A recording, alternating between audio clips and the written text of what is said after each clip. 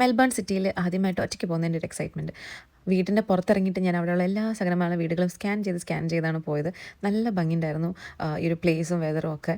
അവിടെ bus stops ഒക്കെ ഉണ്ട് കേട്ടോ. പക്ഷേ അവിടെയൊക്കെ ഇങ്ങനെ കുത്തി വരച്ച് വെച്ചിരിക്കുകയാണ്. എങ്ങനെ തോന്നുന്നു അറിയില്ല ഇങ്ങനെയൊക്കെ വൃത്തികേടാക്കാനായിട്ട്. ഞാൻ ട്രാം എടുത്തിട്ടാണ് സിറ്റിയിൽ പോകുന്നത്.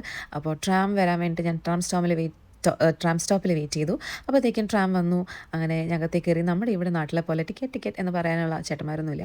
അപ്പോൾ നമ്മൾ എന്ത് ചെയ്യും, ഈ ട്രാവൽ കാർഡ് സ്കാൻ ചെയ്തിട്ട് വേണം കയറാൻ. ഇവിടുന്ന് ആയതുകൊണ്ട് വലിയ തിരക്കൊന്നുമില്ല, എവിടെ വേണമെങ്കിലും ഇരിക്കാം. ഞാൻ ഒരു വിൻഡോ സീറ്റ് പിടിച്ച് പുറത്തുള്ള കാഴ്ചകളൊക്കെ കണ്ട് അങ്ങനെ ആസ്വദിച്ചിരുന്നു. പോകുന്ന വഴിക്ക് കുറച്ച് ചുമരെഴുത്തുകൾ കണ്ടു ഞാൻ. നല്ല ആർട്ടിസ്റ്റിക് ആയിട്ടുണ്ട്. നമ്മുടെ നാട്ടിലെ പോലെ അച്ചു ലവ്സ് അപ്പു അങ്ങനത്തെ സാധനമൊന്നുമല്ല, കുറച്ച് ആർട്ടിസ്റ്റിക്കാണ്. അങ്ങനെയാണോ എന്ന് എനിക്കറിയില്ല കേട്ടോ, എന്താ എഴുതി വെച്ചിരിക്കുന്നതെന്ന് മനസ്സിലായതുമില്ല. അപ്പം സ്ഥലങ്ങളൊക്കെ കണ്ടിങ്ങനെ പോയിക്കൊണ്ടിരിക്കുകയാണ്. ഇത് ഇവിടുത്തെ പാർലമെൻറ്റ് ആണെന്ന് തോന്നുന്നു, എനിക്ക് വലിയ ഐഡിയ ഇല്ല. സിറ്റിയിലേക്ക് എത്തുമ്പോഴത്തേക്കും ഇങ്ങനെ അമ്പരചുംബികളായ കെട്ടിടങ്ങൾ കാണാൻ തുടങ്ങി. കുറച്ച് കഴിഞ്ഞപ്പോഴത്തേക്കും എനിക്ക് ഇറങ്ങാനുള്ള സ്റ്റോപ്പ് എത്തി. ഇത് പ്രോപ്പർ സിറ്റിയാണ്.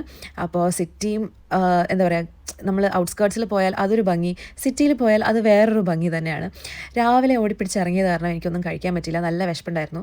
അപ്പോൾ എന്തെങ്കിലും ചെറുതായിട്ട് കോഫിയോ എന്തെങ്കിലും ചെറിയ സ്നാക്സ് കഴിക്കാൻ വേണ്ടിയിട്ട് 7-Eleven കയറിയിട്ടുണ്ട്.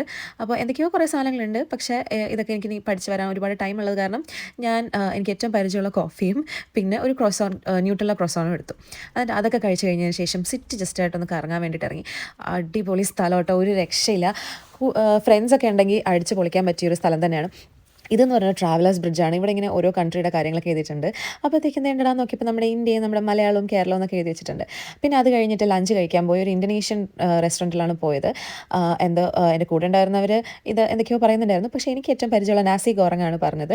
കാരണം വീഡിയോ എടുക്കാൻ പറ്റിയില്ല. പക്ഷേ ഞാൻ കുറച്ച് പാർസൽ ചെയ്ത് വീട്ടിൽ കൊണ്ടുപോയിട്ടുണ്ട്, അത് ഞാൻ കാണിച്ചു തരാം. അത് കഴിഞ്ഞിട്ട് തിരിച്ചു പോകുന്ന വഴിക്ക് ഈ ഒരു വഴി കണ്ടു. ഇതിൽ കൂടി ഞാൻ കടന്നു പോകുമെന്നൊക്കെ എനിക്ക് ആദ്യം ഡൗട്ട് ഉണ്ടായിരുന്നു. പക്ഷേ കുഴപ്പമില്ല, നല്ല സുഖമായിട്ട് പോവാം. ബാക്കിയുള്ള ഫുഡ് പാക്ക് ചെയ്തെടുത്ത കാരണം രാത്രി വന്നിട്ട് പിന്നെ ഡിന്നർ ഉണ്ടാക്കേണ്ടി വന്നില്ല. അപ്പോൾ ഇതാണ് എൻ്റെ നസി ഗോറങ്. അപ്പോൾ ടാറ്റാ.